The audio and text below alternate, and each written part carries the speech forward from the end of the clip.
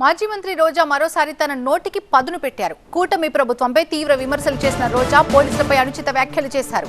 వ్యవస్థని భ్రష్టు పట్టించారని, నీళ్లు లేని బావిలో దూకి చావాలంటూ ఘాటు వ్యాఖ్యలు చేశారు. అవి ఇంకేమన్నారు ఇప్పుడు చూద్దాం. పోలీస్ వ్యవస్థ ఎంత దిగజారిపోయిందో మొన్న కేంద్రం ఇచ్చిన ర్యాంకింగ్ లో మీరే చూసారు. 36th ప్లేస్కి వచ్చింది. దీనికి చంద్రబాబు నాయుడు, హోంమంత్రి అనిత గారు సిగ్గుపడాలి. ఈ పోలీస్ వ్యవస్థ సిగ్గుపడాలి.